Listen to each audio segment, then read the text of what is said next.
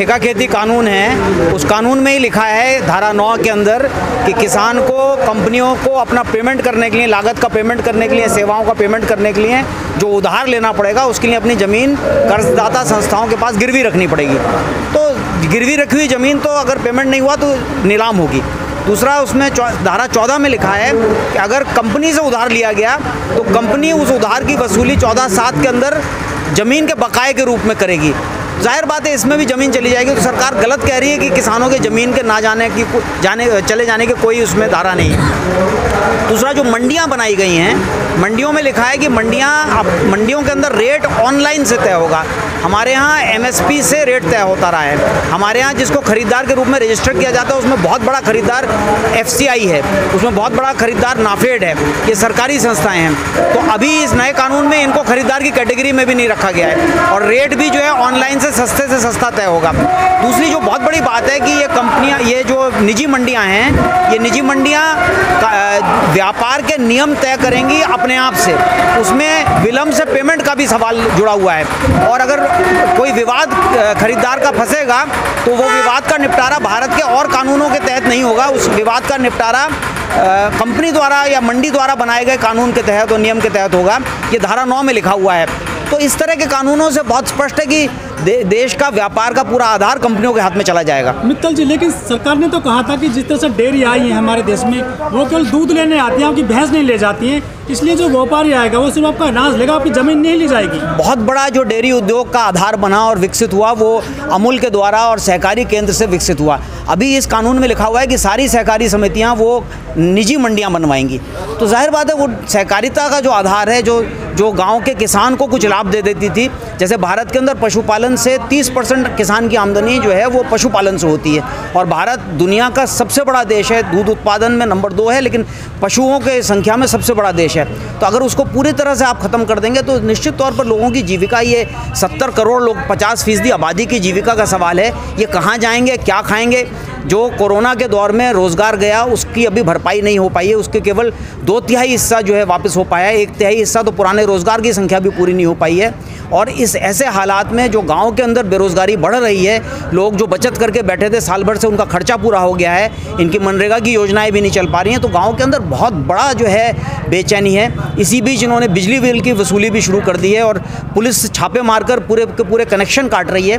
तो जीने के साधनों से आप लोगों को वंचित कर रहे हैं। नदियों का पानी, कोयला, ताप बिजली घरों को दे दिया जा रहा है। बिजली आप काट देंगे, सौर ऊर्जा का प्रबंध नहीं करेंगे, आप बिजली महंगी बेचेंगे और फिर आप कहेंगे कि हम कानूनों को जो है सस्पेंड करने को तैयार है। इस प्रपत्र में हमने लिखा है कि कानून के सस्पेंशन की मांग क्यों स्वीकार नहीं है, क्योंकि ये तो पूंजीपतियों की मांग है, कॉर्पोरेट की मांग है कि आप 1.5 साल बाद लागू कर दो, 2 साल बाद लागू कर दो। वो तो हमारे सिग्नेचर से उसको लागू करेंगी। इस सारी सरकार तो यही चाहती है ना कि हर क्षेत्र में निजीकरण हो जाए। तो निजीकरण से समाज की ज़रूरतें पूरी नहीं हो सकती, बाज़ार की ज़रूरतें पूरी हो सकती हैं। बाज़ार का मतलब होता है खरीदार, और जो खरीदार के रूप में बाज़ार में पेशी नहीं है। जैसे भारत के अंदर कुपोषण जो है 38% बच्चे कुपोषित हैं। इसका मतलब ये खाना खरीद के खाने लायक भी स्थिति इन परिवारों की नहीं है। तो ये लोग तो बाज़ार से वैसे ही बाहर हैं। जब आप निजीकरण करोगे तो बाज़ार के हिसाब से जो है निजीकरण होगा।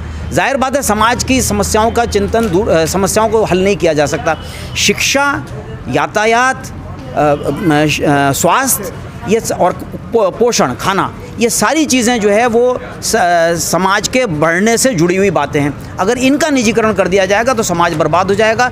कॉरपोरेट की कमाई ज़रूर हो जाएगी, सूचकांक ज़रूर ऊपर नीचे होता रहेगा। लेकिन मित्तल जी, यहाँ पर बिजली काटी जा रही है गाजीपुर बॉर्डर पर, जैसे 28 तारीख की घटना हुई थी, क्या ऐसी दोहराने की कोशिश कर रही है सर? नहीं, ऐसा अभी नहीं लगता कि सरकार ऐसा कर रही है, लेकिन सरकार तंग करने की तरफ, बिजली काटी गई फिर पानी रोका गया, सरकार तंग करने की तरफ बढ़ रही है ताकि लोग परेशान होकर चले जाएं। ये किसान आंदोलन के लिए एक विशेष दौर है, क्योंकि गांव के अंदर कटाई चल रही है, गांव के अंदर आंदोलन भी है। इस सेंटर पर हम लोग जो हैं बहुत मजबूती से खड़े होकर इस मोर्चे को चला रहे हैं, इसकी ताकत को बनाए रहे हुए हैं और इस ताकत की वजह से प्रदेश भर के किसान जो हैं वो प्रेरित होकर जो है आंदोलन में आगे बढ़ रहे हैं। तो इस दौर में वो परेशानी बढ़ाने की कोशिश कर रही है, यही हमारा कहना है। परेशानियों से कैसे निकला जाएगा, क्या व्यवस्था कर रहे हैं आप लोग? देखिए, अगर सरकार ने बिजली पानी नहीं दिया, सरकार तो अभी तो कहा है प्रशासन ने कल कि वो इसको व्यवस्थित करेगा, अगर उसने नहीं दिया तो हम दूसरे कदम उठाएंगे। हमने अभी ये तय नहीं किया है, लेकिन हमारे पास बहुत सारे विकल्प हैं। हमने परमिशन मांगी थी कि हमको बोरिंग करने दिया जाए, परमिशन उन्होंने दिया नहीं। जी, बीजेपी विधायक के साथ में जो घटना हुई पंजाब में, वो किस तरह से देखते हैं आप? बीजेपी विधायक के साथ में जो कपड़े उतारने की घटना हुई वो दुखद है। वो हमारे विरोध का योजना नहीं है, हमारा शांतिपूर्वक विरोध है। हमें नारेबाजी करनी है, हमें उनको प्रेस वार्ता संबोधित करने से उनकी जो अपना राजनीतिक प्रचार कर रहे हैं उसको जनवादी और लोकतांत्रिक ढंग से रोकने का हमारा पूरा योजना है, हमारा निर्देश है। हम सबको कह रहे हैं इस बात को करने के। लेकिन कोई भी किसी भी तरह का शारीरिक कोई वार्ता जो घटना होती है वो उसको हम अच्छा नहीं मानते। हमने लोगों से कहा भी, ये भी अभी पता नहीं चला क्योंकि बहुत सारी रिपोर्टें आ रही हैं किस तरह से हुई है, वो तो हमें पता नहीं लगा कि लोगों ने किया। लेकिन हमारी संयुक्त किसान मोर्चे की वो योजना का हिस्सा नहीं। गुजरात में युद्धवीर जी को प्रेस कॉन्फ्रेंस नहीं करने दी पुलिस ने वहाँ पर, या अंकुश है? ये पूरी तरह से घबराई हुई सरकार का एक लक्षण है, जो नहीं चाहती कि विरोधी अपनी बात कह सकें। एक तरफा बात जाए, सारे मीडिया पे कंट्रोल रहे, तथ्यों को सामने ना लाने दिया जाए। जैसे इन कानूनों के बारे में वो कह रही है कि सारे कानून जो है किसानों की आमदनी बढ़ाने के लिए, जबकि ये कंपनियों की आमदनी बढ़ाने के लिए। जैसे उसने कोशिश करी कि इस आंदोलन को राजनीतिक घोषित कर दे। ये कॉरपोरेट के खिलाफ किसानों का आंदोलन है, किसी राजनीतिक दल का आंदोलन नहीं है। बीजेपी से निकलकर बहुत सारे लोग इस आंदोलन में कूद कर आए हैं और आ रहे हैं और आएंगे। लेकिन जो भाजपा वो कहते हैं कि गुजरात मॉडल पूरे देश में लागू करेंगे, लेकिन वहाँ भी प्रेस कॉन्फ्रेंस नहीं कर सकता। हाँ, एक बात। दूसरी बात, गुजरात मॉडल की एक बात जान लीजिए। गुजरात के खेती के मॉडल का एक खास बात यह है कि सन 2001 से 2011 के बीच NSSO जो राष्ट्रीय सांख्यिकी संगठन है, उसके आंकड़े के अनुसार 3.55 जमीन वाले किसान सूची से गायब हो गए और 17 लाख खेत मजदूरों की संख्या बढ़ गई। और इसका जब विश्लेषण किया तो पता चला कि गुजरात के अंदर इस दौरान जो मोदी शासनकाल है, इस दौरान बहुत बड़े पैमाने पे निर्यात के लिए ठेका खेती कराई गई। एक ही फसल है इस दौरान जिसकी पैदावार बढ़ाई गई और वो है तंबाकू। तो इस तरह से जो ठेका खेती कराई गई, ठेका खेती में निश्चित तौर पर कंपनियां ठेका खेती कराएंगी तो किसानों की ज़मीनें छिनेंगी। तो यही एक उदाहरण है गुजरात के प्रारूप का। दूसरा एक बहुत बड़ा उदाहरण है, आप जानते हैं कि नर्मदा बांध बना था 50,000 करोड़ रुपए लगाकर, और ये गुजरात की और कुछ राजस्थान का हिस्सा, मध्य प्रदेश और महाराष्ट्र के उत्तरी हिस्से की सिंचाई के लिए बना था। लेकिन आज हालत ये है कि हर साल जनवरी में किसान को धरने पर बैठना पड़ता है क्योंकि गेहूं की सिंचाई नहीं हो पाती, बाकी फसलों की सिंचाई नहीं हो पाती, क्योंकि वो सारा पानी उद्योगों के लिए है। और नर्मदा, वो साबरमती रिवर वाटर फ्रंट जो मनोरंजन का फ्रंट है, उसके लिए डाइवर्ट कर दिया गया है। तो ये खेती का रूप है। मित्तल जी, तो पूरे किसान आंदोलन में दो जो बड़े उद्योगपतियों को बड़े पैमाने पर कोसा गया किसानों के द्वारा, अडानी और अंबानी, कहते हैं कि ये किसानों की जमीन छीन लेंगे, अन्न छीन लेंगे। इसमें कितनी सच्चाई है? पूरी तरह सच है, क्योंकि सबसे पहले बिना कानून बनने से पहले ही इन्होंने बहुत सारे साइलोज बना दिए हैं। प्राइवेट साइलोज बनाने का कोई अधिकार नहीं है, क्योंकि मंडी कानून के तहत ही मंडियां चलाई जा रही थी। बिहार के अंदर मंडी कानून सस्पेंड कर दिया, लेकिन प्राइवेट कॉरपोरेट खरीदारी कई किसानों से डायरेक्टली करे, ऐसा कोई अधिकार अभी तक नहीं दिया गया था। तो बिना अधिकार के जब इतनी सारी मंडियां इन्होंने बना ली हैं, पंजाब में बना ली हैं, हरियाणा में 2-3 बना ली हैं, और सरकारी मंडियां इस बीच में बंद हुई हैं। मध्य प्रदेश के अंदर 83 मंडियां बंद हो गई हैं। तो ये सारी चीज़ें दिखाता है कि ये कंपनियां कैसे ये तो कानून तो उनके लिए बाद का रूप था। सर, ये मंडियाँ ठीक है प्राइवेट आ रही हैं, यदि गोदाम भरने हैं तो सुरक्षित रहेगा अनाज, उसमें खराब नहीं होगा अनाज। भारत सरकार वैसे भी नहीं बना पाती है बहुत सारे गोदाम, ये बात अनाज पड़ा रहता है। ये बात आपकी ठीक है कि खेती का इंफ्रास्ट्रक्चर बहुत ज़रूरी है। गोदाम बनाना, शीतगृह बनाना, सिंचाई की व्यवस्था करना, ये बड़े प्रोजेक्ट्स हैं जिसमें बहुत पूंजी लगती है, और इसका पैसा सरकार खर्च करने के लिए कहती है वो तैयार नहीं है। लेकिन इसी बीच सरकार ने घोषणा करी है कि प्राइवेट मंडियों के बनाने के लिए और प्राइवेट कॉरपोरेशंस के आने के लिए 1 लाख करोड़ रुपया वो खर्च करेगी।